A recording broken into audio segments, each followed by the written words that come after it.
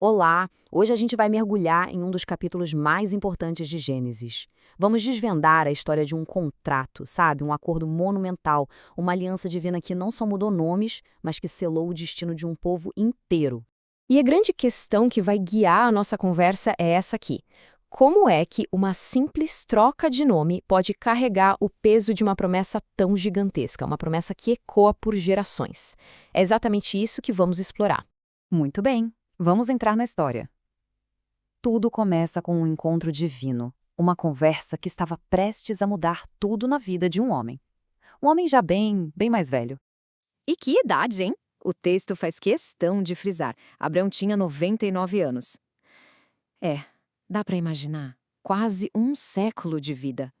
Uma idade em que a maioria das pessoas já está olhando para o passado, para as lembranças, e não esperando um futuro completamente novo e radical.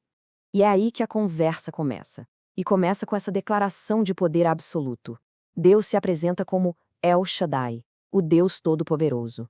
Isso não é um pedido qualquer.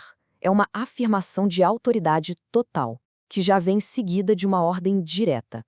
A seriedade do momento fica clara desde a primeira frase. O que vem a seguir não é só uma bênção passageira, não. O que está sendo colocado na mesa é um acordo formal, um contrato para valer, uma aliança que deveria durar para sempre. E o ponto central de tudo isso? Uma promessa de crescimento que desafia qualquer lógica, uma multiplicação fora do comum. Agora, vamos para a primeira grande cláusula desse contrato divino, e ela envolve uma mudança fundamental de identidade que começa, claro, pelo nome. E aqui acontece a transformação. O nome de Abrão vira Abraão. E o motivo é dito na hora, sem rodeios. O novo nome define o seu novo destino. Não é só um apelido novo, não. É uma identidade nova, uma missão de vida, ser pai de muitas nações. E o que mais vinha nesse pacote? Bom, as promessas são impressionantes. Fecundidade extraordinária, a garantia de que nações e até reis viriam dele, a posse permanente de uma terra específica e, talvez o mais importante, a certeza de uma relação contínua entre Deus, ele e toda a sua descendência. Era um plano completo de legado e identidade. Mas um contrato tão importante assim precisava de uma assinatura, né? Um sinal, algo visível e permanente para selar o acordo de vez. Então, fica a pergunta: como se marca um acordo com o Deus Todo-Poderoso de um jeito que seja impossível esquecer? O sinal precisava ser tão duradouro quanto a própria aliança. A resposta vem com regras muito claras. Quem deveria receber o sinal? Todos os homens da casa, sem nenhuma exceção. Quando? No 8º dia de vida. E por quê? Para que fosse um sinal físico, na própria carne, dessa aliança eterna. E as consequências para quem não cumprisse essa parte do acordo eram pesadas. Não era uma sugestão, era uma ordem. Ignorar o sinal significava quebrar a aliança, o que resultava em ser cortado, excluído da comunidade. Isso mostra o tamanho da seriedade desse compromisso. E quando parecia que todos os termos do contrato já estavam na mesa com obrigações e consequências bem definidas, Deus adiciona uma cláusula que, olha, ninguém esperava. Uma cláusula que parecia impossível, e ela envolvia diretamente a esposa de Abraão.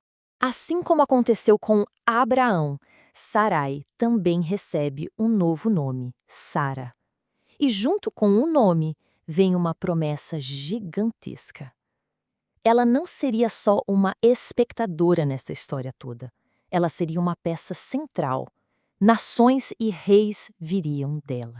Agora, vamos colocar as coisas em perspectiva, porque o contexto aqui muda tudo. Reparem nas idades. Abraão, com quase 100 anos, e Sara, com 90. A promessa de ter um filho biológico nesse ponto da vida não era só improvável, era, humanamente falando, impossível. E a reação de Abraão é a mais humana possível. Ele se prostra em respeito, mas por dentro ele ri. O texto nos deixa ver o pensamento dele.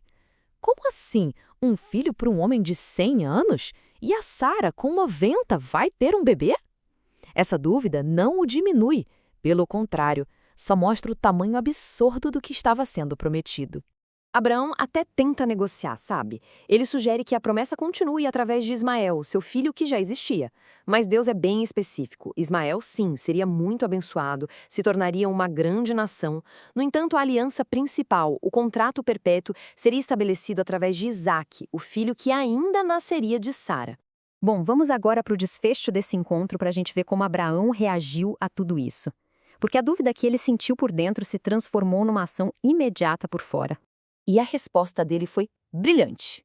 O texto faz questão de repetir que a ação foi tomada naquele mesmo dia. Não teve depois eu vejo, não teve procrastinação. Abraão ouviu a ordem, reuniu todo mundo da casa e cumpriu a sua parte do acordo imediatamente. Então, o ponto principal aqui é este. A fé, neste contexto, não é apresentada como a ausência de dúvida. A fé é a ação que acontece apesar da dúvida. Abraão riu, ele questionou, mas ele obedeceu. A fé dele foi demonstrada pela sua obediência imediata. Isso tudo nos deixa com uma reflexão final, né? A história de Abraão mostra um homem lidando com algo que parecia impossível, e a resposta dele nos faz pensar o que é preciso para transformar a nossa própria dúvida, que é tão humana e natural, em um ato decisivo de compromisso e de ação.